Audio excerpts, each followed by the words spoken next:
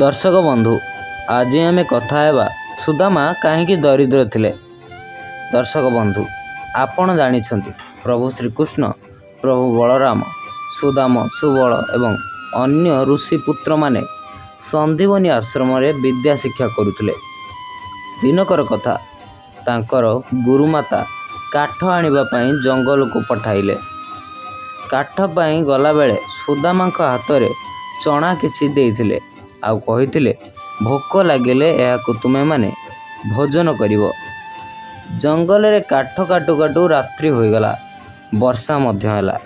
कृष्ण को जेतेबेले भोक लागिला सखा सुदामा को चना मागिले। सुदामा कहिले चना सबु ढाली होईगला। कृष्ण कहिले तुमे ठक ठक करी भोजन करुछ, मु मागिले मना करुछ। सुदामा कहिले मु भोजन करू नाही, शीतरे मो दांत ठक ठक बाजुछि। तापरे सकाळ होईगला। तापरे समस्ते आश्रम को फेरिले। ता किछि दिन परे समस्ते संपूर्ण शिक्षा अर्जन करि सारिबा परे निज निज गृह को फेरिले। कृष्ण हेले द्वारिकार राजा, सुदामा हेले वृंदापुरीर दरिद्र ब्राह्मण। दर्शक बंधु आपण माने जानिछंती सबु चना खाई देबारु सुदामा दरिद्र हेले। दर्शक बंधु आपण जहाँ जानिछंती ताहा भूल।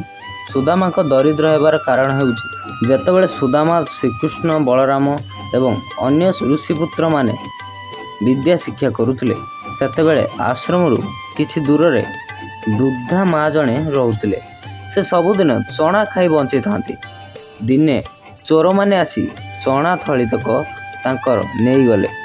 नेई जाउथुवा बेले वृद्धा माँ जणे देखिदेले। वृद्धा माँ जणे देखि चोर मानंकु अभिशाप देले, मो चना थली तक नहीं जाउछ, जी मो चना खाइबो से दरिद्र हेबो।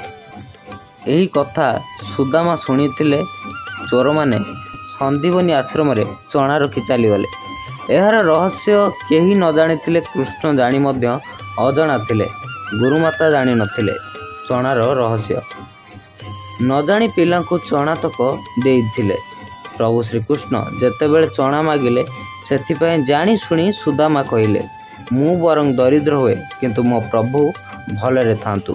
सेथिपाई श्रीकृष्ण को मिछ कहिले सुदामा एवं सबु चना तक सुदामा निजे खाइदेले एवं निजे दरिद्र हेले। दर्शक बंधु एभली वीडियो देखिबा पई आम चैनल गोवर्धन टीवी को सब्सक्राइब करंतु। वीडियोटी भल लागिथिले बहु मात्रा रे शेयर करंतु एवं वीडियोटी को लाइक करंतु। धन्यवाद।